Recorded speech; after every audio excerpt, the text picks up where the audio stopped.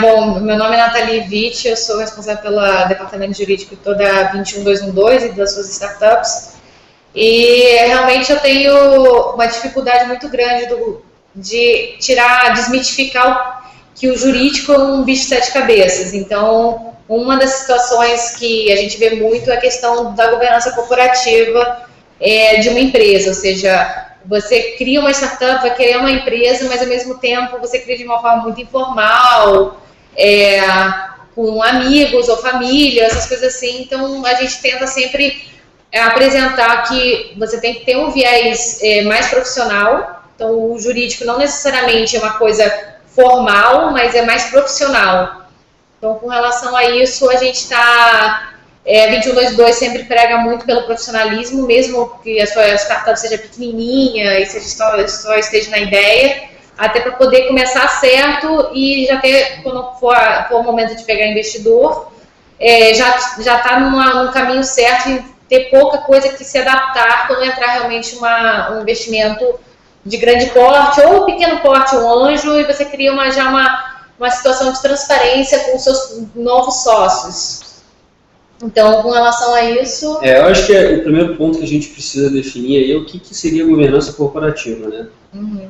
A governança corporativa, principalmente, ela é a criação de como eu estava falando, um procedimento de prestação de conta e transparência com relação a quem é seu sócio, quem são seus fornecedores, ou até mesmo seus funcionários. Então, governança corporativa começou... depois da crise de 1929 nos Estados Unidos, que eu não sei se todo mundo lembra da aulinha de história na escola, foram quase, eu acho que 55 bilhões de dólares em papéis podres vendidos naquela época. Por isso que houve a crise de 29, porque não tinha transparência com relação à saúde financeira das empresas e todo mundo era mais vendia as coisas no gogó, na confiança. E quando foram ver, não tinha prestação de conta, não tinha relatório, não tinha nada, e que foi a crise que aconteceu. Todo mundo quis vender ao mesmo tempo e deu a crise que deu. Então, governança corporativa que você vê nos Estados Unidos desde 1929. Então, a gente está em 2014, vai fazer quase 100 anos, né, 90 e poucos anos, que a situação, eles estão acostumados com aquilo desde há muito tempo atrás. Então, o Brasil realmente... por ser um país que tem aquela questão de país terceiro mundo, que quer se posicionar de forma mais próxima dos países de primeiro mundo, tem uma certa situação lá de corrupção, essas coisas assim, que a gente tem que mostrar para por A mais B que não é para começar assim, não é assim, o padrão não é esse, o jeitinho, obviamente faz-se negócio, mas tudo tem que ser de acordo com procedimentos formais, procedimentos claros e transparentes. Então, não é para perder a característica brasileira, mas ao mesmo tempo manter um profissionalismo com relação a isso.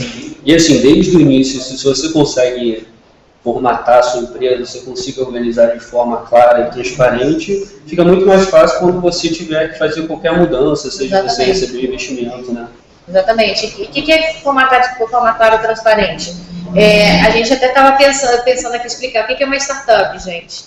Uma startup é uma ideia, um conceito, uma empresa que você quer montar. Mas a empresa, para você ter uma característica de empresa, ela tem que ter um CNPJ. Tem muita gente, não, mas eu não sei se eu quero abrir uma empresa agora. Eu quero primeiro testar se a minha ideia funciona, se a minha ideia é válida, para depois criar uma empresa. Concordo plenamente, porque no momento que você tem o CNPJ, você começa a pagar imposto. Então, tem que realmente ter valida o mercado, valida a sua ideia, ver se realmente se você tem uma coisa boa ali, porque todo mundo tem uma ideia, o problema é a execução. Então, quando você já está numa situação que você já validou, você sabe que você está querendo resolver um problema, que as pessoas querem uma solução por isso, e pagariam por isso, aí você pode já pensar em formatar uma questão de estrutura societária, de estrutura jurídica e criar um CNPJ. Na criação do CNPJ, você tem que criar o que é, qual vai ser as regras da sua empresa. Porque é você e mais um sócio. Você e seu amigo, ou você e seu primo, ou você e seu pai, sua mãe, qualquer coisa. Quem que vai responder? Você vai ter autorização para assinar contratos até que valor? Se tiver que tomar decisão para pegar empréstimo, qual vai ser o percentual que vai votar e que vai conseguir passar. Então, se você já predeterminar as regrinhas de como você vai tomar a tomada de decisão, é ótimo. Isso, obviamente, para formalizar uma questão profissional. Mas no dia a dia talvez a gente consiga, não precisa, todo mundo se reúne, decide, pronto, acabou. Cada um tem um voto e pronto, acabou. Pode ser assim. A questão toda que eu sempre falo, você escreve o contrato para quando dá M. Então, você sempre tem que ter uma coisa clara, objetiva e que não vai criar dúvidas quem está lendo, porque você, como sócio, precisa de saber até onde você pode atuar sem realmente ser responsabilizado pessoalmente por qualquer erro que você estiver fazendo. Então, com relação a isso, é bom começar certo. Pode escrever numa pauta, se você não tiver CNPJ ainda, você pode escrever, fazer uma pauta de reunião, qual vai ser as regras para aprovar empréstimo, que eu acho que é mais... para assinar cheque, quem que vai assinar cheque? Ou vamos usar o dinheiro de quem? De que forma? E já isso está claro, delimitado, nem que seja numa planilha Excel ou numa pauta, sabe? Abre uma pauta no Word, qualquer coisa, e vai colocando bullet points, pelo menos já fica mais ou menos claro. Aí fica muito mais fácil para quando o advogado entrar, criar uma empresa com base na governança que você já está acostumado. E depois, você mostrando isso na hora de entrar um investidor, você já tendo essas regrinhas, o investidor já vai ver, eles têm um controle, que a governança corporativa, resumindo, governança corporativa é um nome muito bonito, mas o que é controle? Controle entre vocês. Só vai passar assim, eu quero fazer isso, você concorda? Concordo, então tá aprovado, e vai em frente. Nada de burocratizar a situação. Toda vez que você consiga, informar um fato relevante na empresa, seria bem importante você relatar esse fato relevante. Isso. Que aí você consegue, ao decorrer da vida da empresa, você lembrar, e aí se você estiver conversando com algum investidor, é algo que você consegue estruturar ainda melhor a conversa. Exatamente. Dentro dessas, foi o bom Bernardo ter lembrado, dentro dessas questões, você tem você e mais um sócio que é amigo seu de infância, e vocês olham um para o outro e já entendem o que um está pensando. Mas aí você pega um terceiro de fora, um investidor. O investidor não vai estar, ele é sócio investidor, ele não vai estar na operação, ele não é administrador da empresa. Ele não vai estar... Ele não está no dia a dia da empresa. Não está no dia a dia da empresa, então você vai ter que prestar contas para ele. Aí você fala, quanto que eu vou prestar contas? Uma vez por mês? Negociado, você tem que determinar. E dentro desse prestar contas, mas eu presto contas uma vez por mês, mas aconteceu uma coisa na segunda quinzena do mês que eu vou precisar usar o caixa da empresa em R$10 mil que não estava previsto. Então, o que seria considerado isso? Aí a gente entra naquela questão do que é um fato relevante. Um fato que vai criar uma movimentação dos sócios, por exemplo, uma movimentação dos sócios, se eles vão querer continuar na empresa, se eles vão barrar, como é que vai ser usado o dinheiro deles. Então, isso é a questão mais importante. Você ter uma transparência na hora de comunicar. Aí, quem determina o que é um fato relevante? Os administradores da empresa. O fato relevante pode ser uma coisa que você tem que informar seu fornecedor. Por exemplo, olha, vou falir e, você ainda quer fazer negócio comigo, beleza, mas você está avisado que talvez eu vou falir mês que vem. Aí, se você quer apostar em mim, a gente consegue talvez sair do vermelho, qualquer coisa assim.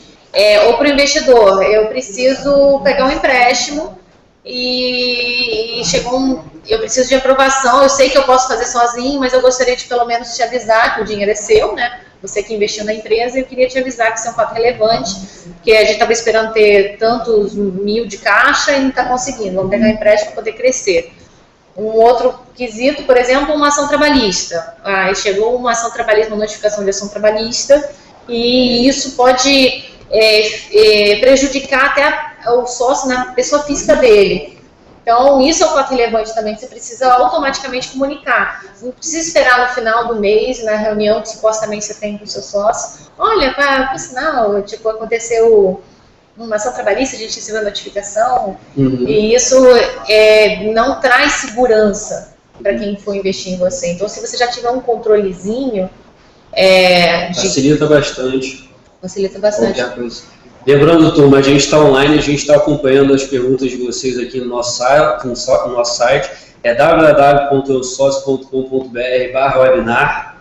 E vamos passar um pouco a palavra aí para o João, que está com o Guilherme aí ao seu lado, ver como é que está a turma aí. Dá um alô aí, João. Salve. Alô. Desculpa, a gente teve um probleminha técnico aqui na entrada. João Falcão, equipe Eu Sócio, aqui do meu lado, Guilherme Cavalcante, sócio fundador do Hub Recife, ex-presidente da César Participações, que é a holding de participações do Instituto César, Centro de Estudos e Serviços Avançados, Centro de Estudos e Sistemas Avançados do Recife. Tem vasta experiência nesse contexto de sentar em conselho de startups, fazer investimento em startups e negociar toda essa parte de governança. Tem muito aí para contribuir com a gente, assim como a Nathalie.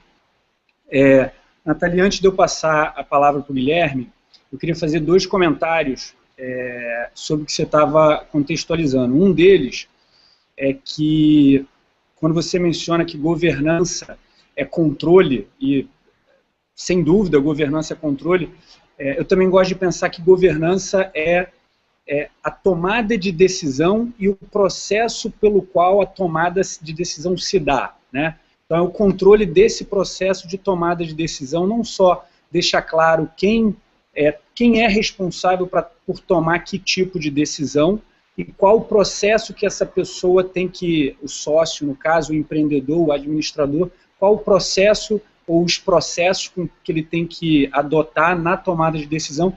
E a forma como você colocou eu achei brilhante, né? Se você tem seu sócio, que é um amigo de infância, no momento que chega um terceiro fora, como é que você explica para esse terceiro, justifica, presta contas as tomadas de decisões do dia a dia e qual o processo a ser adotado para que isso se dê da melhor forma possível, né? E aí você sintetiza isso tudo como controle. Perfeito. E um outro ponto, na verdade, é uma pergunta que eu vou dar algum tempinho para você pensar enquanto o Guilherme contribui aqui também com a gente. É o seguinte, o fato relevante, ele necessariamente são notícias negativas? Ou, por exemplo, se a startup fecha um grande contrato, isso é um fato relevante e deve ser comunicado também, né? Aí só ponderando, né, fato relevante a gente fica sempre com a questão negativa, mas às vezes, e quando a notícia é positiva, o que a gente faz com ela? Mas vou passar antes aqui a palavra para o Guilherme, para ele contar um pouco aí da experiência dele nesse ecossistema. Só para complementar a apresentação que o João fez, né, eu acho que a minha experiência pessoal que mais contribui para esse nosso debate, de fato, é a que a gente viveu na César Participações. A César Participações é uma companhia de participações, uma holding, como o João explicou, que foi criada especificamente para fazer a gestão das participações que o César tinha em startups, em empresas menores. Quem acompanhou, conhece mais ou menos de perto a história do Instituto, o César já nasceu como uma incubadora que investia nas empresas e virava sócio dessas empresas. Se por um lado isso trazia um ativo muito bacana e ajudava essas empresas no seu nascedouro, no sentido de que agregava marca, trazia propriedade intelectual, trazia capacidade de entrega, um conjunto de boas práticas, por outro, à medida que a startup ia sendo desenvolvida, o que legava para a startup era, na verdade, um sócio que não trabalhava. Considerando que o César é uma organização e não uma pessoa, mas que ele tem ações daquela companhia, ele tem participação, tem um conjunto de interesses ligado àquela companhia, mas ele não tem um indivíduo que o represente e que dá expediente. Além disso, ele não, como não sendo um ente vivente, né, como nós, ele não tem olho, boca, ouvido, então a organização em si, ela não se relaciona como um amigo de infância que olha no olho e já entende o que é que vem do outro lado. O César teve muito sucesso em um conjunto de iniciativas que fez, mas à medida que esse portfólio foi evoluindo, naturalmente, você começou a ter relações entre sócios que foram ficando mais complexas, você começou a ter circunstâncias dos empreendimentos em si, que eventualmente eram conflitantes com a posição do César, e você começou a ter negócios também que estavam dando errado e tinha um conjunto de fatos relevantes que precisavam ter um acompanhamento mais formal. É nesse cenário que nasce a César Participações. A gente criou um modelo simples, sem tentar burocratizar muito, sem amarrar o empreendedor, sem deixar ele sem espaço para evoluir, mas estabelecendo, por exemplo, uma dinâmica de conselho de administração. Nem todas as nossas companhias a gente converteu para SA, mas todas elas tinham algo que se espelhasse, fosse a semelhança de um conselho de administração. Isso é um troço que a gente diz aqui, ele foi civilizatório na experiência da gente. Para aprender a lidar com o sócio, na posição do sócio que não trabalha. O César não é um fundo, ele não é um investidor, mas ele é um sócio que entrega valor e entregou valor num período muito específico da startup, mas ele segue na história da startup como sócio. Isso se equivale muito ao que você vai encontrar em fundos. E aí a gente fez um trabalho, primeiro, de aprender a se comunicar. Pessoas, empreendedores, pessoas físicas, com uma organização, que tem outro tipo de processo, outro grau de complexidade. Esse foi um aprendizado fundamental. O outro foi lidar com os conflitos de interesse. Então, eu acho que boa parte do aprendizado da gente voltado para a governança em startup diz respeito a conflito, porque, por definição, as startups elas são um bicho mais solto, mais fluido. Você vai ter o empreendedor que ainda é estudante e que tem um conjunto de iniciativas com outras pessoas em outras áreas. Hoje, mais do que nunca, todo mundo multitarefa, você vai encontrar empreendedor que não é de dedicação exclusiva ao empreendimento, e a partir daí você começa a gerar, se colocar em situações de conflito de interesse. Então, acho que o que bacana que a gente aprendeu nesse período foi justamente isso. Lidar com essa comunicação mais fluida entre entes que não são necessariamente o amigo de infância, e aprender a se comportar e a lidar com o conflito de interesse. Naturalmente, isso teve vamos dizer assim, um reflexo nessas empresas, que a gente brinca de que elas estavam prontas para ser investidas por um fundo, seja substituindo o César ou simplesmente se adicionando a essa dinâmica que a gente já tinha estabelecido. Não fosse vamos dizer assim, o guia da boa governança corporativa, a gente não tinha saído do lugar. Pois é, aí, pegando essa deixa do guia de governança corporativa, Nathalie, conta um pouco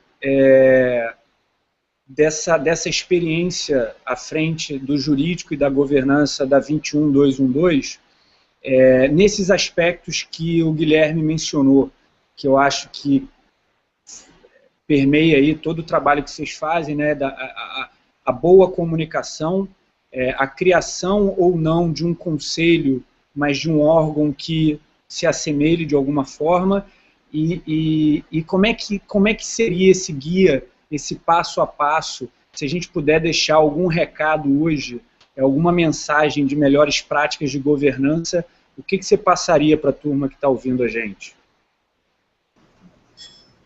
Então, só primeiro respondendo da questão da pergunta do fato relevante, né, que você falou que eu só mencionei os casos negativos do fato relevante. A própria CVM, quando ela define o que ela considera um fato relevante, é qualquer informação que possa criar uma movimentação entre os sócios da empresa, seja para vender a sua participação, ou seja para comprar mais participação, ou de tentar criar um desespero ou uma satisfação com relação ao investimento, ou seja, tudo isso. Então você vê que é uma coisa, uma situação de você sentir, você está dando uma informação que possa alterar o comportamento do seu sócio investidor com relação à sua empresa, ou com relação a terceiros com relação à sua empresa. Então, por exemplo, um outro exemplo que você falou que fato relevante, que é uma coisa boa, fechamos um contrato gigantesco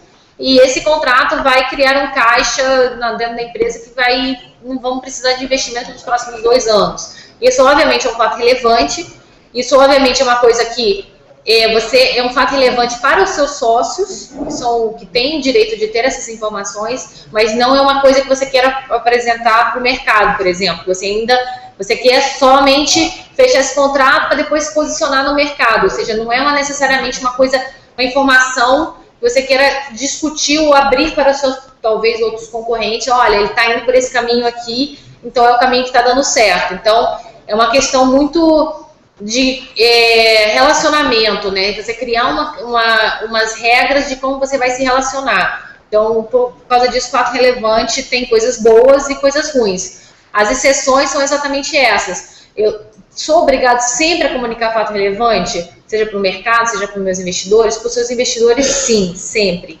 tá? Eles estão colocando dinheiro para você. Por exemplo, dentro de uma estrutura de uma SA, a própria lei de SA te obriga a fazer uma assembleia uma vez ao ano, onde você apresenta todas as informações financeiras para poder aprovação de contas e tudo. E uma limitada não tem esse regamento, infelizmente. Tem gente que faz limitada se espelhando numa SA, mas de qualquer maneira, se não quiser alguém não respeitar aquele contrato, é mais uma questão civil do que uma questão de não respeitar a própria lei, né? Um contrato que você está assinando. Depois a outra questão do conflito de interesse. A lei de SA também fala que você não pode votar em nada que lhe diga respeito diretamente. Não pode votar em nada que lhe diga respeito diretamente. Então, se você é administrador da sua própria empresa e participa do conselho de administração ou é acionista da sua própria empresa, quando forem votar, vamos aprovar as contas da diretoria desse ano, você não vai poder votar na sua própria conta, obviamente, né? Então, é recomendado sempre a pessoa ter que se abster. Então, se você, por exemplo, tem algumas situações do investidor vamos lá, o investidor tem o direito de fazer a primeira oferta do seu investimento. Ele já é investidor seu, ele tem 10% da sua empresa, mas toda vez que você fosse procurar novo investimento, ele teria direito de dar a primeira oferta. Então, ele dá a primeira oferta e os demais acionistas aprovam ou não essa primeira oferta. Então, o investidor, obviamente, não vai poder aprovar a própria oferta dele. É exatamente esse tipo de conflito de interesse que a gente tenta evitar dentro de uma empresa profissional. E, obviamente, isso no relacionamento até no dia a dia. É uma questão, o Guilherme falou de empreendedores que não estão 100% dedicados. Não, olha, você tem 30% da sua empresa, você não está 100% dedicado, você dedica 30% do seu tempo. Então, vamos reduzir a sua participação para poder ter equity, para poder dar para uma outra pessoa que vai se dedicar 100%. Mas se ele for administrador, ele vai estar em conflito de tomar essa decisão, se ele vai abrir mão do equity ou não. Então, você quer a empresa que dê certo ou uma empresa que vai ficar ali na mesmice ou não vai crescer com a mesma proporção que você poderia crescer com uma pessoa 100% dedicada. Então, realmente, questão de conflito de interesse é muito difícil. Uma outra questão também que eu falo muito parentes trabalhando, é muito difícil parentes trabalhando e não ter algum outro conflito de interesse. Olha que eu tenho casos dentro da 21/2 que, olha, eu tiro o chapéu, que eles já vieram com controle, uma governança corporativa interna muito boa, só que a questão que deles serem parentes assustou muitos investidores. Só que eles provaram que eles são profissionais acima de tudo. E agora eu tenho outros casos de outras empresas que também têm parentes e que, quando tem algum problema interno, não sei como é que eu vou falar com ele, porque é meu primo, o marido da minha irmã, ou qualquer coisa assim. Então, fica naquele negócio, mistura o pessoal com o profissional. Não tem que misturar. O que acontece dentro da empresa, fica dentro da empresa. Muitas pessoas, faz sociedade com a esposa e se separam, se divorciam. Perfeito, né? Então, não misture as coisas. Se você for misturar, obviamente eu estou falando em gerais, se você for misturar, escreve uma coisa bem detalhada, bem objetiva, bem transparente. Vai acontecer isso, vai acontecer aquilo. Se um de nós sair, o outro é obrigado a comprar um valor X ou qualquer coisa assim, porque quando você cria a sua empresa tem vida própria. Você não pode se impor ou impor seus interesses acima dos interesses da empresa. Então, uma das coisas que a gente fala de governança corporativa são os deveres do administrador. Aí eu estava conversando com o Bernardo antes de começar. O administrador ele tem 3 pilares importantíssimos dentro da governança corporativa. É o dever de ser leal à sua empresa, O que é lealdade? Todo mundo, até li um bom texto que está rolando no Facebook, que é lealdade versus fidelidade. O que é fidelidade e lealdade? Lealdade é praticamente ser leal, não se aproveitar da sua empresa, de você ter uma pessoa jurídica para fazer coisas que lhe sejam do seu interesse pessoal. Um exemplo gritante que eu falo é, por exemplo, a minha empresa está precisando comprar uma sala comercial. Crescemos demais, vamos comprar uma sala comercial. Descobri uma sala comercial maravilhosa, preço de banana, vou comprar para depois revender para a empresa. Por mais que você não tenha feito por malícia ou qualquer coisa, isso é conflito de interesse. Ou seja, você não está sendo leal a essa empresa, você em vez de falar, poxa, empresa, tem uma sala comercial baratérrima, preço de banana, ótima pra gente, você vai lá, você põe seu interesse pessoal em cima, você compra para depois ganhar um lucro. Compra ou aluga para a empresa. Não compra ou aluga para a empresa, eu acho que é pior ainda, né? Então isso, por exemplo, o dever de lealdade, por exemplo, dentro do dever de lealdade, dever de não negociar informações confidenciais, que a gente tem aquele caso do insider trading, que é um crime tipificado em Código Penal aqui no Brasil. O pessoal tem da cadeia, da multa, a CVM, inclusive, quando eu fiz minha pós-graduação, tive aula com uma norma parente. A norma parente falou por exemplo, não é só multa, mas é uma penalidade administrativa, multa, e pode se tornar crime também. Então, pessoas, por exemplo, que tiveram uma penalidade administrativa de não poder administrar nenhum negócio pelos próximos 5 anos. Então, imagina, você só sabe ser administrador e você não pode ser administrador. Então, é uma coisa assim, você não pode vender informações confidenciais, você não pode falar, olha, fulaninho, compra na minha empresa que ela vai valorizar daqui a 10 dias, porque a gente vai fechar um negócio grande, e você não está sendo leal à sua própria empresa, você não está sendo leal aos seus próprios sócios. Então, os interesses da empresa vêm acima, do momento que você cria a sua empresa, os interesses da empresa têm que vir acima dos seus pessoais. Infelizmente, se você não tiver disposto a abrir mão e a se doar para a sua empresa, você agora é dono. Então, você tem um bebê lá que você tem que se doar. O amor é maior do que o seu próprio. Então, com relação a isso, tem mais um dever de informar, né? Diligência. Dever de diligência. Por exemplo, o dever de diligência ser um bom pai de família, que a gente brinca, você ser diligente, ou seja, você tem que se qualificar. Se você for exercer uma atividade financeira dentro dessa empresa, você tem o dever de se qualificar para aquela atividade. Ah, eu não sabia que eu tinha que pagar aquele imposto, aí vem uma multa gigantesca que você não pagou aquele imposto.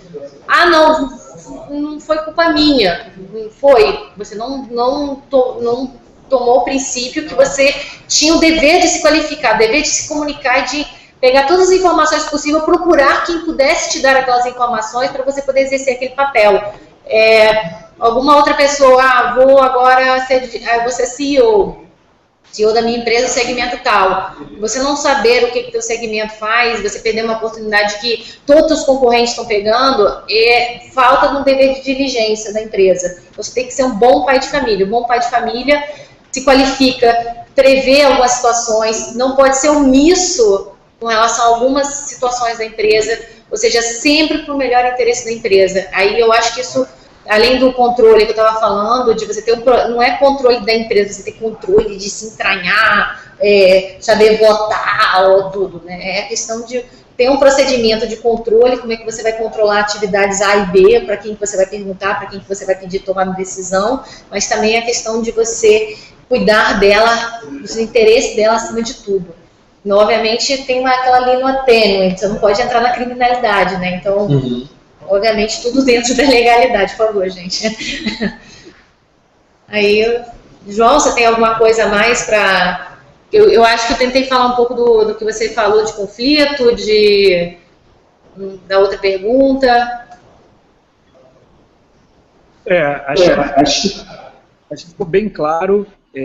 Para a turma que está chegando aí agora, ou que pegou aí no começo, a gente está batendo um papo aqui sobre governança corporativa em startups, a experiência da 21212 com a Nathalie e a experiência da César Participações com o Guilherme Cavalcante. Até aqui a gente já pincelou de forma bastante clara pontos fundamentais. Primeiro, o controle da tomada de decisão, a comunicação entre administradores, conselhos, sócios, investidores, operação. Essa comunicação é fundamental. A questão do fato relevante, a gente pincelou aí os aspectos tanto do ponto de vista negativo como do ponto de vista positivo. A Nathalie trouxe para a gente a definição do que é fato relevante no contexto da CVM. A gente falou sobre conflito de interesse também, que no contexto de governança corporativa é fundamental ter essa sensibilidade sempre que a gente caminhar por uma linha tênue de conflito de interesse, que envolve às vezes familiares, que envolve às vezes oportunidades de negócio que o administrador poderia ser beneficiado na pessoa física, mas ele não pode, que isso gera esse conflito de interesse. E a Nathalie estava explicando para a gente também alguns deveres do administrador, como lealdade, diligência e o dever de se qualificar para estar à frente, para de fato assumir a responsabilidade de gerir uma empresa. Vou passar a palavra aqui para Guilherme, para ele ilustrar um pouco mais esse contexto, enquanto o Bernardo vê aí as perguntas. Quem tiver alguma dúvida, quiser fazer algum comentário sobre esse tema, esse bate-papo de hoje, fique à vontade, basta fazer sua pergunta www.eusócio.com.br/webinar, lá tem um espaço e a gente está dando uma olhada aqui. Daqui a pouco eu passo a palavra para o Bernardo para ele trazer as dúvidas e questões da rede. Então, fique à vontade, a hora é agora. Enquanto isso, Guilherme, passar a palavra para o Guilherme para ele contar um pouco mais dessa experiência no ecossistema aqui em Pernambuco, do Porto Digital, à frente da Cesa Participações. Eu gosto de usar, nesse contexto da governança, o que acontece muito em algumas startups. É muito comum aqui em Recife, eu entendo que deve ser muito comum Brasil afora, né, que é aquele modelo de negócio bora, né, onde o cara um olha para o outro, vai embora, outro vai embora, vamos, e aí ele vai puxando. Esse modelo, ele normalmente termina envolvendo um conjunto maior de atores. Então, você tem dois amigos teus que são programadores, você tem um amigo teu que tem uma relação comercial já estabelecida com a empresa X, que pode contratar tal serviço Y, você tem um cara que juntou todo mundo, e é muito comum você assistir startups que já nascem com 5, 6 sócios, né? Nesse cenário, acho que um exercício bom de governança é à medida que a startup começa a ter cara de empresa mesmo, CNPJ, emite nota fiscal, tá de fato virando uma entidade, né? Vale o exercício inicial do e se, né? E se a gente se separar? E se a gente der muito certo precisar pegar uma grana com um investidor? E se alguém morrer? E se alguém morrer? Então, assim, eu até anotei aqui algumas coisas. Direito de preferência e sucessão, ou seja, se meu sócio morreu, eu vou ser sócio da mãe dele, né? Ou seja, o cara tem 22 anos, tal, não sei o que, a mãe mega empresária do setor de floricultura, e meu negócio aqui é um negócio de tecnologia. Vai fazer sentido? Então, como é que funciona no caso de sucessão? João está falando um caso extremo, mas tem casos desse ocorrido aqui em Recife, dentro de uma incubadora. Então, assim, um cara que era corresponsável num processo de dívida, por exemplo, faleceu. Regras de endividamento, naturalmente, são troços. Em qualquer momento da empresa você vai viver isso. Você vai ter desde empresas que cada sócio se endivida R$10 mil no seu cartão de crédito, tem que ter uma regra qualquer que seja para controlar isso, até gente que tem CNPJ, consegue construir um track record, toma dívida em banco, faz operações um pouco melhor estruturadas, tem que ter uma regra para isso. A regra de entrada de novos sócios, prever isso daí é natural. Assim como a regra de saída dos sócios, né? Ou seja, como é que isso acontece. E por fim, aí eu acho que um pouco do que a Nathalie já falou também, é ter um mínimo de regra para tomada de decisão no ambiente de dissenso. Ou seja, se nós somos 2, 3, 4, como é que a gente se comporta no momento que a gente não concorda? É muito bom, na hora que está todo mundo afim, na hora que todo mundo tem tempo para dedicar, na hora que todo mundo tem grana para dedicar, na hora que o pessoal está comprometido com as mesmas coisas, é muito simples. Na bonança. Né? Na bonança. Até mesmo no tempo ruim, mas que está todo mundo na mesma vibe. Né?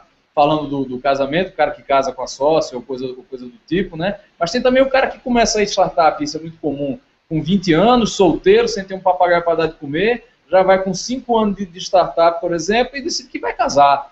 Isso muda a dinâmica da empresa, isso muda o grau de necessidade do indivíduo, e aí, mudou a vibe do cara. Como é, nesse momento, ou seja, um exercício simples de antecipar coisas já absolutamente óbvias do futuro, que você pode conseguir, inclusive, conversando com a startup que está do teu lado na incubadora, ou que está participando do mesmo programa de treinamento, um cara que tiver 2, 3, 4 anos na tua frente.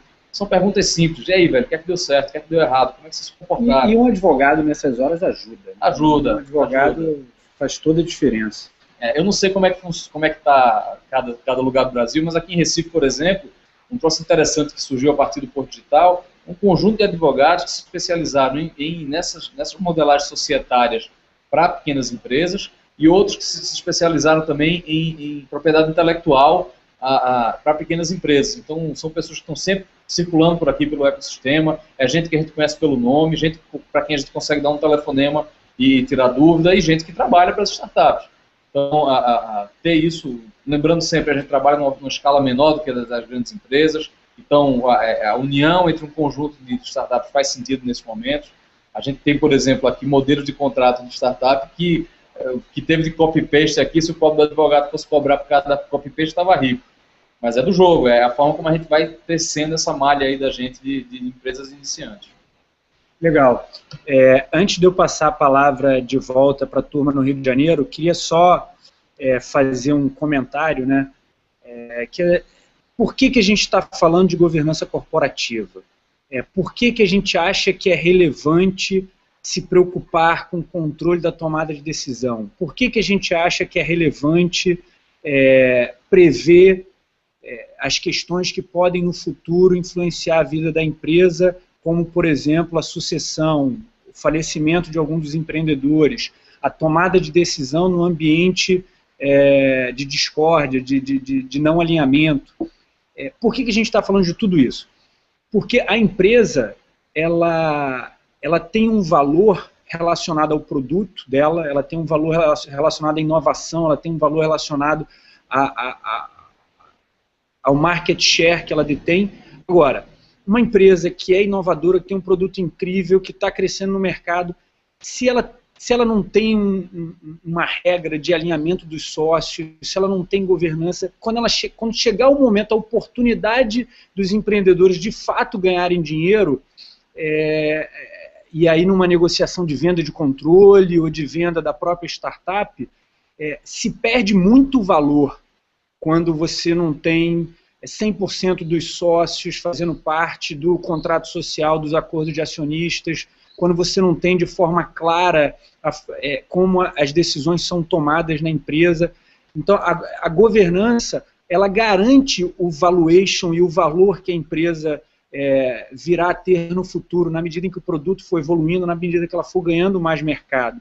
Né? Então, hoje a equipe do Eu Sócio convidou aqui a Nathalie e o Guilherme para estar conversando com a gente, porque eles sabem, eles já vivenciaram negociações onde o valor da empresa se perdeu ou então o negócio não se efetivou por ausência de governança ao longo da história, do histórico da startup, que criou passivos. E aí aquela startup, ela tem um produto bacana, ela está inserida no mercado, mas quando você vai ver enquanto negócio, enquanto organismo, enquanto instituição, enquanto empresa, ela perde muito valor no momento de venda, quando a oportunidade chega. A oportunidade bate a porta e, caramba, não tenho governança, o investidor me pediu um monte de coisa que eu não sei nem do que se trata e me dei conta agora que o fato de eu não ter tido governança me trouxe alguns passivos, sejam eles trabalhistas, sejam eles tributários, sejam eles...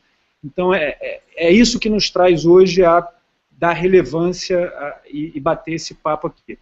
Passo a palavra aí para o Bernardo, para a Nathalie, para a gente se comunicar com a rede. Vamos lá, Bernardo. Acho que nesse caso, muitas vezes, o que pode acontecer ainda é o investimento não ser realizado, né? Se você chega... Não, acho que não chega. Quando quer fazer negócio, faz negócio. Faz negócio mesmo? Faz negócio, mas assim, foram pouquíssimas vezes que eu vi que realmente não foi para frente, e a males que vem para bem. Eu falo isso muito, a males que vem para bem, tudo acontece por uma razão. Às vezes não era o melhor fit o investidor com os empreendedores. Realmente, foi o que o João falou. falta de governança pode criar passivo trabalhista. Passivo trabalhista é a coisa mais fácil de concretizar. Eu sempre paguei ele por fora, pela minha conta bancária, misturei. Isso é muito importante, gente. Misturar o dinheiro da empresa com o dinheiro pessoal do sócio, tá? Não pode fazer isso, pelo amor de Deus. Você perde toda a segurança que você tem ao abrir o CNPJ se você ficar misturando as coisas. A empresa é uma empresa, é um ente, ela tem que ter conta bancária, ela tem que ter, suas regras tem que ter isso, e os sócios têm que ter separado o dinheiro deles pessoais na conta bancária deles pessoais. Então, se você tem uma pessoa trabalhando para a empresa, tem que ser pago pela empresa, tem que ter contrato pela empresa. E aí não tem contrato, não tem essas coisas, quando você vai ver, tem uma equipe de 10 pessoas e 8 são informais. O investidor olha para isso, então, tipo, tá bom, você vai receber R$1 milhão, mas eu vou deixar 70% aqui numa escrow account, porque se daqui a 2 anos, no momento da entrada, por exemplo, ações trabalhistas, a pessoa saindo da empresa, ela tem até 2 anos para entrar com uma ação trabalhista. Então, eu vou deixar aqui durante 2 a 5 anos esse dinheiro e vou liberando aos poucos para não tendo problemas, né? Então, imagina, você, eu quero receber o dinheiro, vou receber o investimento de R$1 milhão, e de repente você fala, não, eu não tenho R$1 milhão para gastar, eu tenho 30% disso, porque os outros 70% está preso numa conta, exatamente esperando ver se vai dar alguma M ou não vai dar.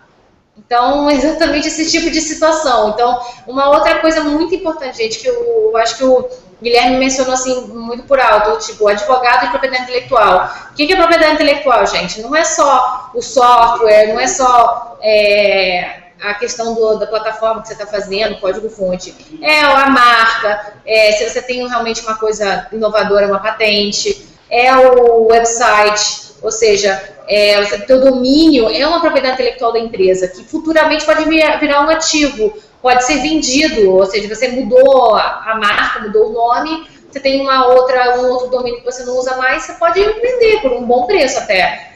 Então, o que eu vejo muito nas minhas startups quando chegam na 21212 primeiro, às vezes não está formalizado, e quando está formalizado um documentozinho básico do contador. O contador não é advogado, gente, então o contador faz basicão e não prevê milhões de situações dentro do documento. É um documento de 2 páginas que é melhor jogar no lixo e fazer tudo novo.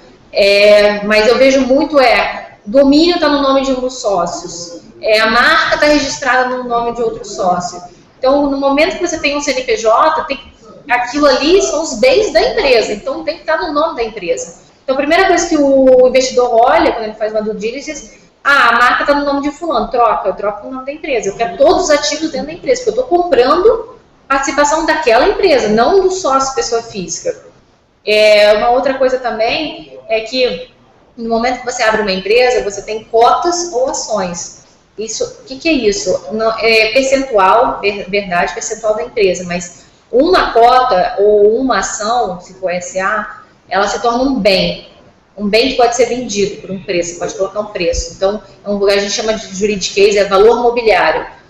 Outro bem seria um cheque, por exemplo. Um valor mobiliário é um outro instrumento, é um cheque. Então, você pode colocar um preço, um papel, você pode colocar um preço, você pode trocar por outra coisa com aquele valor. Então, quando você for vender um bem, é como se você fosse vender um carro. Você vai estar transferindo para uma outra pessoa. Se o carro tiver multas atrasadas, você está transferindo aquelas multas para o próximo dono, ou não. Como é que você vai negociar isso? Então, quanto mais você não tiver, as ações estiverem livres de qualquer ônus, ou seja, de qualquer multa, de qualquer ação trabalhista, de qualquer ação fiscal, mais ela vai ter precificação. Então, realmente, nunca vi não rolar negócio. Quer dizer, eu já vi, mas tudo acontece por uma razão. A questão toda já vi realmente abater bastante o preço por causa desses problemas de governança corporativa. E muitos. Por exemplo, eu tive uma das empresas minhas que era o pessoal mais velho, tinha uma empresa já mais ou menos uns 7, 8 anos, e tinha uma ação na justiça no valor de R$2 milhões. Falei assim, olha, desculpa, dessa empresa eu não quero ser sócia. Ou seja, a 21212, a gente obviamente falou, olha, mas quais são os produtos que essa empresa tem? A, B e C. Tá, mas a gente quer que você crie, ou você está me apresentando para 21 ser sócia, 22 ser sócia, o produto D. Então tá, vamos criar uma empresa só do produto D, porque eu não me interesso primeiro pelos produtos A, B e C. E, de novo, no produto A tem essa uma ação de R$2 milhões, uma startup. Ah, mas eu estou discutindo, não tenho, eu ainda tenho muitos argumentos. Ótimo, mas e se a ação, você perder a ação? Então, é esse tipo de situação. Surgiu uma pergunta aqui da rede. Obrigado aí pelo pessoal tá perguntando. É muito importante essa interação nossa com a turma. Qualquer dúvida, pergunta que tenha, por favor, vai ser um prazer responder. E essa pergunta aqui surgiu do Reinaldo Antônio. Ele quer saber se existe, onde ele consegue um modelo básico de governança corporativa para uma microempresa. Olha, para uma microempresa, a gente fala muito, o juridiquês, obviamente o advogado fez 5 anos de faculdade para estar acostumado com essa linguagem, mas o jurídico é o dia a dia, é o senso comum, tá? Se você quiser realmente um guia, não existe um guia especificamente sobre a governança corporativa de uma microempresa, mas existe inclusive o IBGC, que é o Código de Melhores Práticas de Governança Corporativa. Vou repetir, Código de Melhores Práticas de Governança Corporativa. Você pode procurar na internet, é um documento muito extenso, mas é uma boa leitura para quem quer se aprofundar um pouquinho mais nisso. Nesse ele vai te orientar o que você é um fato relevante, como é que você tem que ter tomado decisões, mas tem que se basear no senso comum. No senso comum de vocês, você tem mais de um sócio, 2 sócios, 3 sócios, são 3 sócios. Vamos dizer, a maioria ganha. Então, tomada decisão, a maioria ganha. Mas não é todo mundo é igual. Então, 2/3 ganham. Mas não é todo mundo igual. Um sócio tem 40%, o outro tem 20%, o outro tem não sei quanto. Então, vamos determinar que 70% das ações da empresa ganham. Então, tá bom. É uma forma de fazer. 75%, 80%. Uma forma também do investidor ter um controle maior. Por exemplo, o investidor está investindo e está ficando com 20% da sua empresa. Nas questões mais específicas, ele vai querer que seja um quórum de 90%. Por que 90%? Que aí ele tem certeza que ele sempre vai estar incluído dentro da situação, dentro da tomada de decisão. Então, é mais senso comum, é uma coisa que não pode, pelo amor de Deus, não pode engessar a sua empresa, tá? Você tem que trabalhar em cima do seu dia a dia, como que você se comporta. Eu sempre consulto o meu sócio, ou meu sócio confia em mim. Então, nas situações, então tá, mas o meu sócio confia em mim até que ponto? Até que ponto eu confio nos meus sócios? Então, eu confio que o meu sócio vai gastar R$2 mil e gastar de forma correta? Confio. Agora, 5 não. Fala. A gente fez algumas anotações aqui de coisas muito legais que você falou. Uma delas em relação ao manual, respondendo aí a pergunta de quem, Bernardo? Qual é o nome? Reinaldo. Reinaldo Antônio. Reinaldo Antônio. A gente, no Eu Sócio, a gente escreveu um manual de governança corporativa focado em startups. Então, manda um e-mail para a gente, vai no Fale Conosco do site, a gente vai disponibilizar isso, mas a gente pode mandar em primeira mão aí para você. Quem mais tiver interesse, é só mandar esse e-mail para a gente, que a gente disponibiliza, e em breve a gente vai estar publicando no site e divulgando. Então, é um manual de melhores práticas, exatamente porque a gente pesquisou e viu que não existe nada com esse cuidado para startups, né? O IBGC, que a Nathalie mencionou, que é o Instituto Brasileiro de Governança Corporativa, é a principal referência, mas o radar deles ainda é empresas de maior porte, empresas bem mais maduras, e aí a gente pegou a partir desses princípios, a partir dessa experiência de empresas mais maduras e desenhou o que a gente está chamando de Manual de Governança Corporativa Eu Sócio.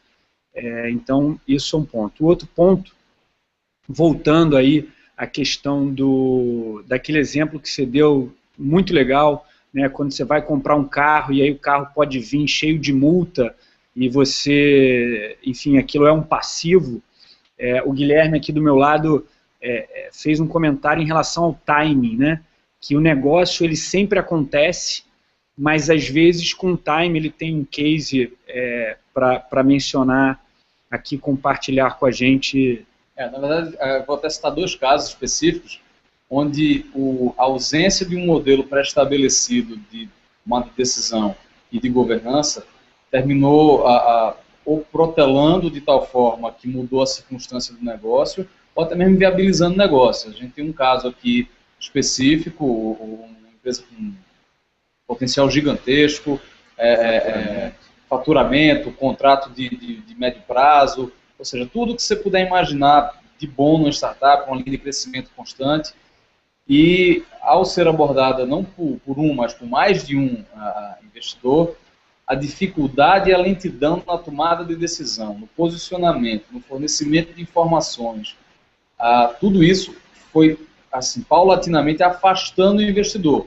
Não no sentido dele desistir, mas no sentido dele retrair o apetite. À medida que ele retrai o apetite, o que acontece? Perde o valor da companhia, a expectativa inicial dos sócios elas não são atendidas, aí o negócio começa quem posicionou-se a favor começa a se posicionar contra. Então, assim, tem um conjunto de coisas e o timing é fundamental. A gente tem um outro caso aqui que eu acho bacana. Essa questão do timing, a gente está falando de semanas, de meses, de ano. No teu caso, como é que foi? No meu caso, eu tenho dois casos que eu acho emblemáticos, e ambos são de anos. Ou seja, você até não dá nem para usar a expressão investment grade com startup, mas até chegar no investment ready, vamos dizer assim, um grau de prontidão adequado para receber investimento, empresas perderam mais de ano, e a janela do mercado nem sempre é tão generosa que possa esperar por esse um ano. Isso considerando que, do ponto de vista operacional, a empresa ia bem, vinha no crescimento constante, mas a tomada de decisão, a parte de governança, a clareza de comunicação levou a esse atraso de ano. Né? Exatamente. E aí tem um outro caso que eu gosto de citar, que aí é um número menor de sócios, mas uma parte querendo comprar e a outra parte querendo vender. Ou seja, como se fosse eu e o João quer sair, eu quero comprar a parte dele, a gente até acordou os valores, mas como a gente não tinha um instrumento prévio que orientasse essa negociação, a conversa entre a gente vai se alongando, e à medida que você levanta um novo detalhe, esse troço dá mais um passo para trás, e a gente que essa separação era fundamental para a empresa e ela não acontece. Então, assim, tem um conjunto de coisas que vale a pena você se preocupar no momento inicial. E aí tem um registro que eu faço sempre. O momento da ideia, o momento do convencimento mútuo, quando eu tenho uma sacada ou eu desenvolvo algo, convenço o meu amigo aqui, que convence um terceiro e a gente se junta. Esse momento é o momento do namoro e sexo, certo? O momento do nascimento da empresa é o nascimento mesmo. Você precisa ir para o hospital para parir aquela criança, certo? Então, vale a pena você, em vez de baixar da internet um modelinho porcaria de contrato, você gastar um dia a mais, uma semana a mais, traz alguém com um pouco mais de senioridade e o parto dessa empresa, o nascimento dela, já vem com algumas dessas vacinas. Com pilares sólidos, né? Com pilares sólidos na medida em que uma startup ela pode nascer como uma micro e pequena empresa, mas enquanto startup o desejo é escalar, o desejo é de crescimento rápido. E se você não está em bases sólidas em termos de contrato social, em termos de estatuto social, acordo de acionistas, se essas bases não são sólidas, quando a oportunidade de escalar chega, não se tem infraestrutura, não se tem estrutura jurídica, financeira, contábil, de governança para dar esse salto, que é fundamental e faz parte da definição de startup. Né? Na verdade, tem um troço que eu acho que é fundamental a gente lembrar sempre, que é o seguinte, pequena empresa é, por definição, um estado transitório. Né? Ou você vai virar uma empresa maior, ou você vai morrer. Então, assim, ninguém nasce para ser pequena empresa. Você nasce para ser grande ou para estourar com a empresa na parede. É do jogo. Vamos dizer assim, estatisticamente comprovado, é isso que acontece. Então, você tem que lembrar sempre, nesses momentos, que no cenário de sucesso é bem provável que os sócios, os fundadores, aqueles que começaram o negócio, passem pela transição de deixar de ser sócio e passar a ser acionista. Parece que são sinônimos, mas não são. O sócio é aquele sócio fundador, é o cara, é o amigo de escola, é aquele cara com quem você você confia e topa todas, você até para quebrar a empresa, vocês topam fazer junto e tal. O acionista é diferente. O acionista, variavelmente, você pode não mais trabalhar na empresa que você fundou, você pode ser obrigado a conviver com pessoas que têm outros interesses e outras experiências. Então, assim, ser acionista de um troço é diferente de ser o sócio fundador, de ser empreendedor de um negócio. Antecipar essa transição, torcer para que ela aconteça, é absolutamente saudável. Então, por que não você tomar algumas vacinas nesse nascimento para estar preparado para esse momento? Vá por mim, você não gasta nem 1/1000 do tempo para antever situações, você não gasta 1/1000 do tempo que você gastaria para resolver situações. Então, é um investimento que vale a pena. Se a gente tiver que mencionar, e aí,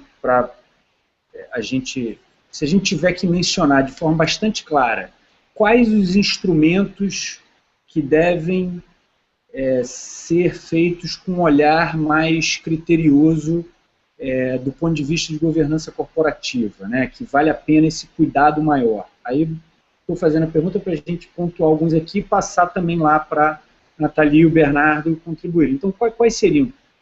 Contrato social, estatuto social, acordo de acionista? Eu acho que um bom acordo de acionista, acho que é o seguinte: primeiro, o contrato social, até para ele se manter simples, é importante que ele reflita aquilo que está mais ou menos na lei, ou que é pelo menos consensado como jurisprudência. Então, por exemplo, você vai querer sentar e escrever na largada um contrato social que prevê cláusulas de não competição extremamente complexas, esqueça, não vale a pena. A legislação brasileira ela é falha em relação a isso, e tem um conjunto de coisas que você não vai ter como evitar. Agora, ter um contrato social que reflita minimamente aquilo que já é aceito como jurisprudência válida, né? Que reflita também um conjunto de boas práticas na solução de controvérsias naturais e inerentes à sociedade, é bom. Além do bom contrato social, fundamental, um acordo de acionista. Um acordo de sócio. Um acordo de sócio, exatamente. É até mesmo um conjunto de boa convivência. Eu gosto muito de citar um caso de um investidor / incubador do interior de São Paulo, acho que é de Sorocaba, o Augusto. O Augusto ele fazia um troço que era o seguinte: ele pactuava um conjunto de princípios e ele acompanhava as empresas que estavam incubadas através da obrigação dos empreendedores de manterem um blog ativo. E aí é o seguinte, vai educando o empreendedor em transparência, em obrigação de informar, em compartilhamento de informações. E aí é um exercício muito bacana. Então, é de prever um conjunto de princípios que norteiam aquela relação e acompanhar. Então, antecipar isso é importante. Essa experiência do Augusto, ela é muito interessante. Talvez a gente fazer um webinar lá, convidar o Augusto para compartilhar essa experiência com a gente, porque no Eu Sócio, uma das ferramentas de governança que a gente estimula para as empresas que captam recursos através do Eu Sócio, da plataforma Eu Sócio, é exatamente a funcionalidade de comunicação. Uma vez feito o investimento de equity crowdfunding, né, você passa a ter que se relacionar com dezenas de investidores. E aí o blog é uma das funcionalidades que a gente oferece na plataforma para essa comunicação se dar, além de fóruns, enfim, além de e-mails e tal. Então é muito interessante saber que a gente já tem alguém adotando isso como prática no Brasil. E aí vou pedir aí para o Guilherme fazer essa ponte com a gente. O próximo webinar a gente trazer o Augusto para ele contar.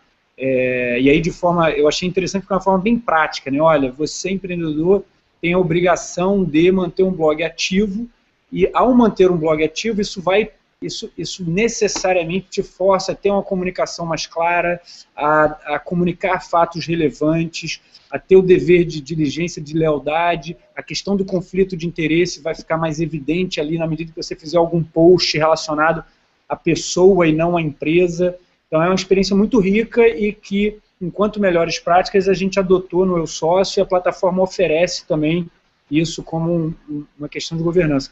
Passando aí para a Nathalie. Eu vou pedir só, desculpa um pouquinho, antes da gente passar, uma dica para a pergunta que o Reinaldo fez. Tem acontecido em diversos lugares, em diversos ecossistemas de startups, eventos onde empreendedores relatam os momentos de insucesso. Esses eventos são importantes, até porque o acordo de acionista, o contrato, ele é na verdade escrito sempre no espírito de, no caso de dar errado, como é que a gente se comporta. Então, eu acho que vale a pena, primeiro, formar sempre comunidade, estar andando junto, estar tão perto, compartilhando informação, compartilhando experiência. E segundo, nesses momentos de compartilhar os insucessos, tentar sentar em comunidade e traçar quais são os casos que acontecem mais, quais são as situações que é mais comum a um startup nesse cenário. E a partir daí começar um sistema reverso, escrever suas próprias regras de governança.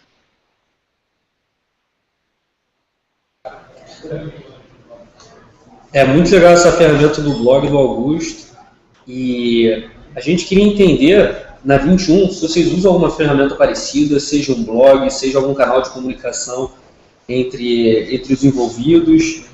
O que seria?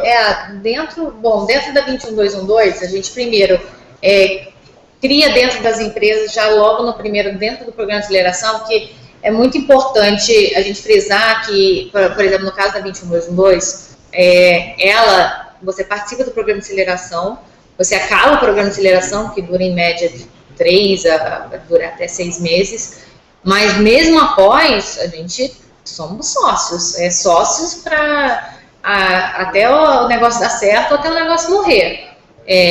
Ou até ter um evento de liquidez que todo mundo sai ou só um sai, exatamente. A gente vira sócio, a gente cria um casamento, porque o Guilherme está até falando, amor e sexo antes do investidor, a 21 se considera tipo um casamento. Então é um grupo de profissionais que a gente espera do outro lado profissionalismo da mesma forma, ou seja, todos nós temos nossos defeitos, nossas qualidades, mas a comunicação entre nós é exatamente isso. Primeiro, criar um relacionamento de confiança, e isso a gente faz, inclusive a própria 2122 com os seus investidores, a gente tem um relatório bimestral que a gente manda para todos os nossos investidores, que a gente apresenta todos os resultados das empresas, e para eles poderem acompanhar, porque eles estão investindo nas empresas indiretamente. Então, para poder mostrar que o nosso esforço está sendo está dando resultado, então isso realmente é muito bom. Agora, com relação às empresas, a gente tem o controle jurídico, que eu ainda faço o controle jurídico das nossas empresas. Obviamente, por eu ter um relacionamento bom com cada um dos empreendedores, eles me procuram. Eu sempre acredito na advocacia preventiva, ou seja, o advogado agir de forma preventiva do que depois quando a situação virar negra. Então, eles sempre me procuram antes de tomar uma decisão, antes de contratar uma pessoa, como que eu vou fazer isso, ou quando vai negociar com o investidor, eu faço parte disso, eu aconselho, eu faço toda a documentação. Então, em relação à questão da governança jurídica, a 2122, através de mim e através de nossos parceiros, a gente faz toda a estruturação jurídica exatamente para não ter discussão com relação ao seu preço depois quando a gente apresentar para o mercado. Não tem nenhuma falha de governança, nenhuma falha de documentação jurídica, e exatamente por causa disso. Aí a gente também tem um outro controle, que é o controle financeiro, gente. O outro problema não é só jurídico, que a gente falou de acordos acionistas, estatuto, contrato social, é a questão financeira. Você tem que ter um controle com essa questão financeira. Então a gente trabalha muito com uma ferramenta interna lá nossa, e a gente também utiliza ferramentas externas, por exemplo, como o Shero da vida. Shero.com é uma ferramenta americana de controle financeiro. Mas por que a gente usa o Shero? Porque nossos investidores são americanos. Então, é uma forma mais fácil de conversar na mesma linguagem que eles, financeiramente falando.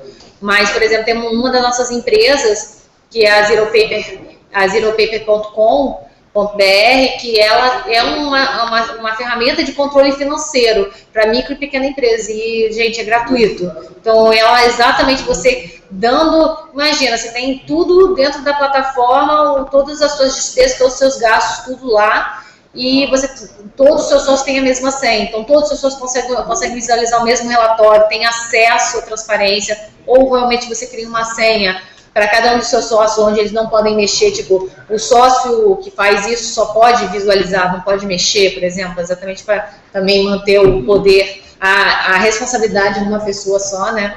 Então, você pode criar várias outras formas. Então, o controle, a transparência, não só nos números, como é que está a saúde financeira da empresa, mas como é que está a saúde jurídica, e é o que a gente fica repetindo. Contrato realmente lido nas miúças, na vírgula, e uma vírgula a gente brinca no meio jurídico, uma vírgula pode mudar uma vida, né? na vírgula, quando os sócios se desentendem ou quando realmente a situação desandou.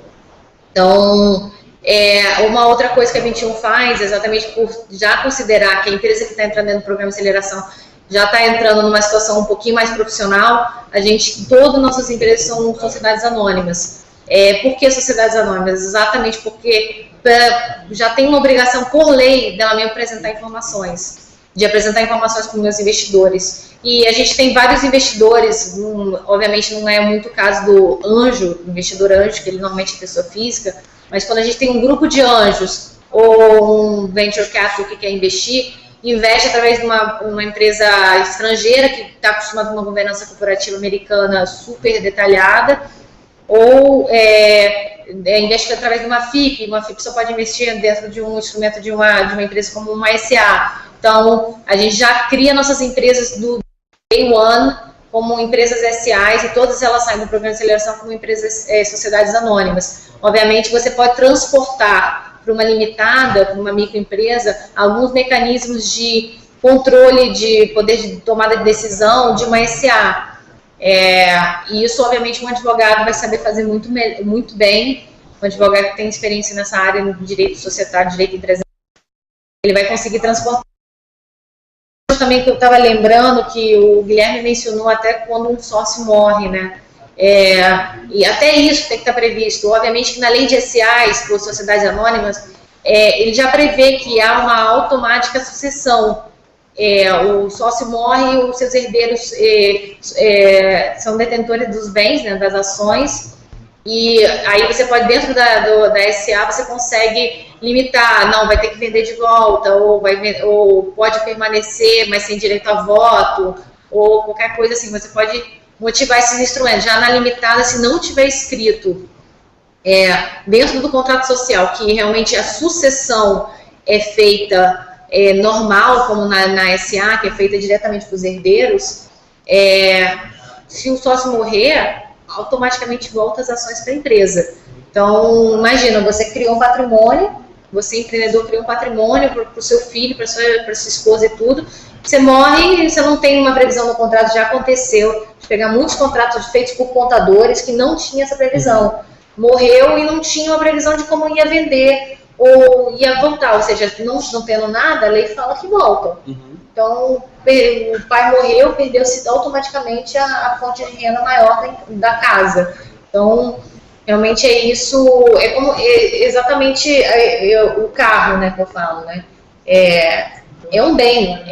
Obviamente não é um bem que você pode pegar que nem um carro, mas é um bem. Então, você tem que cuidar dele e criar regras de como sair ou mantê-lo quando você não estiver mais presente. O Bernardo mencionou, tem empresas de grande porte têm conselho fiscal. Não é obrigatório ter conselho fiscal. Eu brinco que o conselho fiscal é o X9 da empresa. É o cara que vai olhar por A mais B o que você está fazendo, se está fazendo certo, se está fazendo errado. Então, no momento que você entra numa situação que você tem um conselho fiscal permanente, porque você já cresceu demais ou que as pessoas não estão tendo muita confiança no seu próprio trabalho. Obviamente, a lei tem exceções que é obrigatório ter o conselho fiscal, mas, digamos, em regra, não é permanente, ou seja, o conselho fiscal não é obrigatório em empresas SAs pequenas, trazer um conselho fiscal para dentro de uma limitada, eu acho muito burocrático. Então, realmente, ter o controle, você utilizar, tem várias ferramentas online, gente, que vocês podem, umas gratuitas, como eu falei, da Zero Paper, outras aí no mercado, que você pode ver qual que se adapta melhor ao seu dia a dia. Tem um controle financeiro, tem um contrato social, uma documentação jurídica. Às vezes você vai gastar um pouquinho mais para abrir a sua empresa, o contador te cobra, não sei, exemplo, R$ 1.500 para fazer tudo. Às vezes é uma economia burra, né?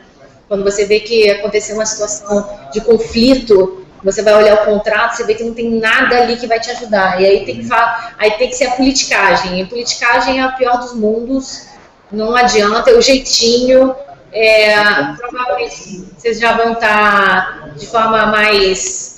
o relacionamento não vai estar muito bom, então contrato, tudo bonitinho, e a questão do financeiro também. Então, só para finalizar, João, controle da 21212 e relatórios bimestrais, pelo menos para os nossos investidores, tá? Das nossas empresas, a gente tem relatórios mensais, das empresas que não estão muito próximas da gente, que estão fora do Rio de Janeiro, a gente tem uma reunião mensal com elas para ver o andamento delas, e a gente virou sócio, casamento.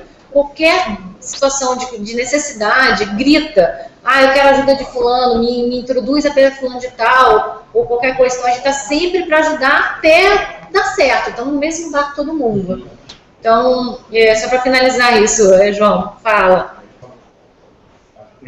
Legal. Na verdade, estava querendo perguntar aí para o Bernardo se tem mais alguém na rede fazendo perguntas. Enquanto isso, queria dar um recado que é o seguinte: os empreendedores que estejam captando recursos hoje, entrem em contato com o sócio, a plataforma está no ar, é uma nova forma de se captar investimentos para a sua startup. É necessário estar formalmente constituído, é necessário ter CNPJ, a partir daí é simples, é o business plan, né, o plano de negócios, projeções, apresentação do time. Então, você empreendedor que está assistindo a gente e está pronto para receber investimento nesse momento, manda um e-mail para a gente, ou se você entrar no site, é só clicar em empreendedor e já começar a fazer o upload do seu pitch, e o Bernardo, nosso analista, vai entrar imediatamente em contato. Em 48 horas a gente entra em contato para ter certeza que o pitch está completo e a gente possa publicar. Então, um dos motivos da gente estar fazendo esse webinar é para compartilhar as melhores práticas de governança e também convidar aí empreendedores que estejam captando recursos agora para publicar o pitch na nossa plataforma, no Eu Sócio. Bernardo. A primeira pergunta que foi realizada foi do Reinaldo. Ele ouviu sobre uma ferramenta de controle financeiro que a Nathalie mencionou, e ele perguntou aqui, ele queria saber qual seria o nome da ferramenta. Então, a ferramenta é gratuita, gente. É zeropaper.com.br, zero paper, né, em grotesco português, .com.br.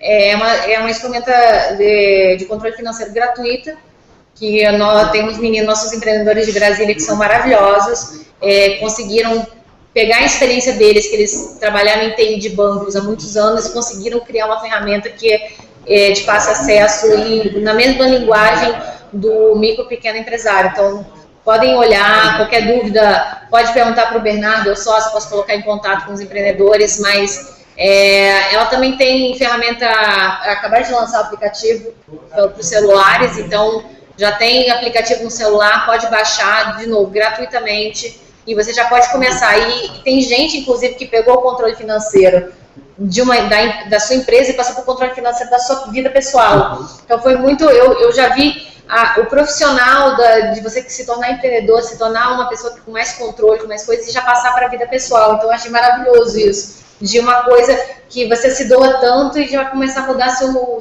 forma de vida, porque infelizmente o Brasil não tem dentro das escolas ensinamento de controle financeiro, né? E como você tem que organizar seu dinheiro, o que você tem que fazer, se tem que colocar para render, se não tem que colocar para render, o que é dívida, o que não é.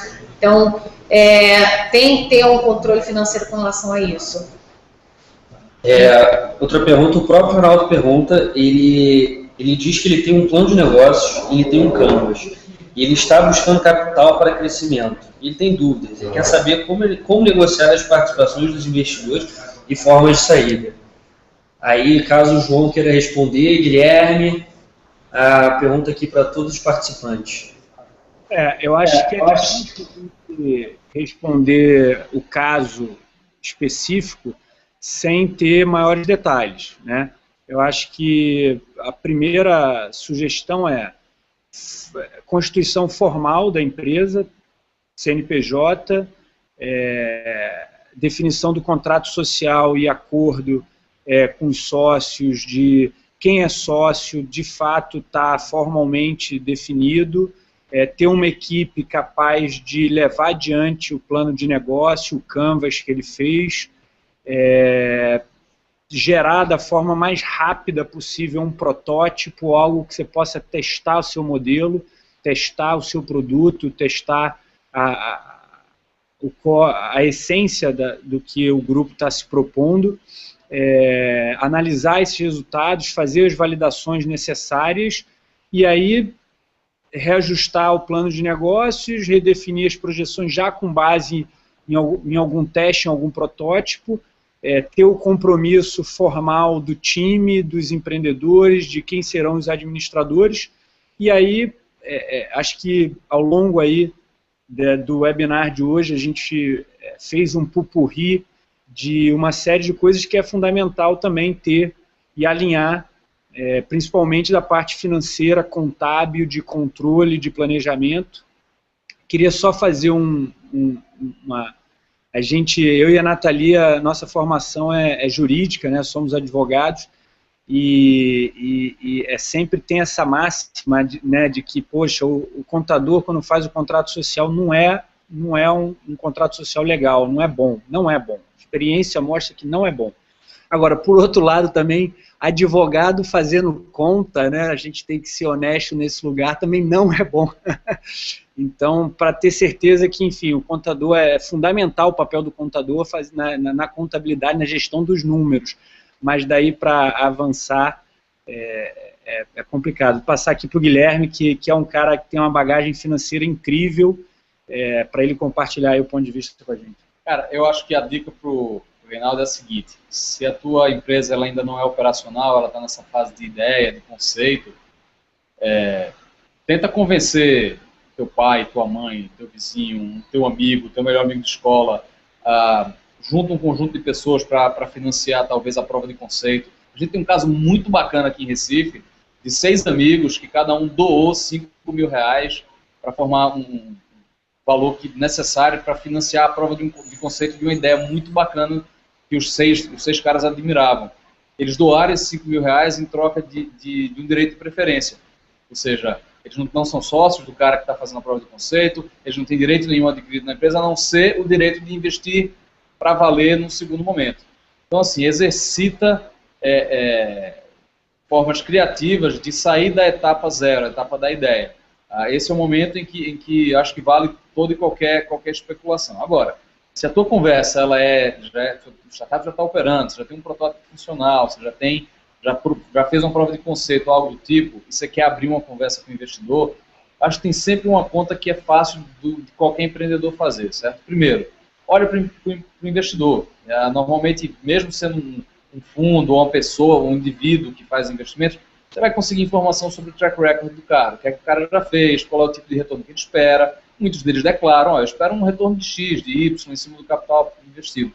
Olha para o tanto de dinheiro que você está pedindo, projeta um cenário de sucesso para o futuro e vê se vai atender a expectativa desse investidor. Essa conta ela é simples de ser feita. Se eu invisto, por exemplo, até 500 mil reais em startups, por exemplo, e eu espero sempre um retorno de 5 milhões, né? Se eu ficar com 10% dessa companhia, ela vai ter que valer 50 milhões em algum horizonte. Então, essa conta é razoavelmente simples de fazer. Por que é importante o empreendedor exercitar essa conta? A gente chama aqui, para eliminar o fator pega o doido, né? É muito comum, o cara tá lá, lembra sempre que é mais fácil você roubar o celular do cara do que o dinheiro dele, certo? Então, o cara não quer que você tome dinheiro do bolso dele, ele quer ir para junto de você, gastar esse dinheiro junto, bem gastado e contado no centavo. Se você vai ter essa conversa com o cara, ele tem que sair com a impressão clara de que você tem noção do que está dizendo. Então, fazer alguns exercícios de lógica e regra de 3 nesse momento é ultra simples e muito saudável. Eu acho que todo empreendedor deve fazer essa prova. O mesmo vale para, por exemplo, projeção de crescimento, né? Quando o cara pega e tem uma ideia qualquer, joga lá uma projeção de crescimento que a resultante no final de, sei lá, 24 meses é o cara ter 14%, 15% de market share num país como o Brasil. Aí quem olha sabe mais ou menos que o cara está meio desequilibrado. Então, fazer esses testes de consistência antes de conversar com o investidor é muito bom. E a última dica, essa aí vale para o que a gente está fazendo aqui agora. O pessoal que está no Rio está lá no Bunker, que é um cowork, e a gente que está em Recife, estamos no Hub, que também é um cowork, mas que são essencialmente comunidades. Então, a dica boa é anda junto, anda em comunidade, troca informação, não tem medo de abrir a tua ideia, de compartilhar as tuas dúvidas. É essa formação em comunidade que muito provavelmente vai ajudar vocês a darem passos mais largos, mas porém mais firmes. E aí, Bernardo, queria já encerrando aqui a nossa participação de Recife, agradecer a turma que está online, agradecer a Nathalie, a turma aí que, equipe Eu Sócio e Infraestrutura, o André, o Guedão e o Cooper, que ajudaram a gente a montar hoje. Guilherme, amigo que topou o desafio aqui, convidado de última hora, muito obrigado pela participação.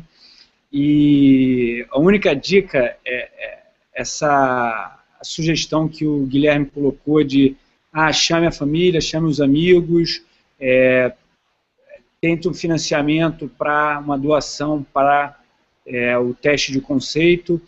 Tem um instrumentozinho muito interessante chamado AFAC, que é um instrumento extremamente técnico, ainda pouquíssimo usado, disseminado em startups Brasil afora, que serve exatamente para formalizar essa doação das pessoas que querem investir para ver a empresa crescer.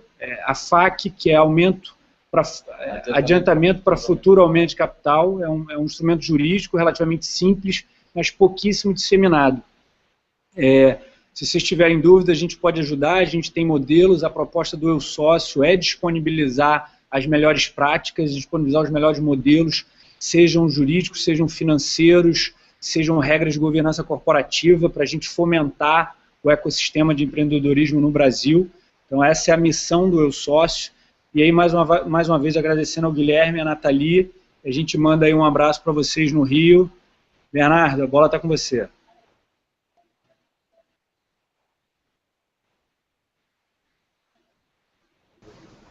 Com certeza, João, foi um prazer enorme estar aqui com a Nathalie no Rio, explicando, falando um pouco mais sobre governança corporativa. Agradecer aí você, João, tá aí em Recife com o Guilherme, foi super prazeroso esse nosso papo. Agradecer também o pessoal que estava com a gente na rede, o Reinaldo, que fez diversas perguntas e interagiu com a gente nessa última hora, o Luiz, que também realizou pergunta, e a Amanda, que agradecendo a ela, que ela elogiou aqui o nosso webinar online.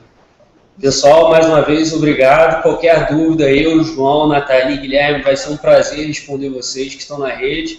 E vamos falando, né? A gente tem mais um webinar aí daqui a pouco, que a gente chama todo mundo, a dinâmica é sempre muito gostosa. Espero vocês no próximo.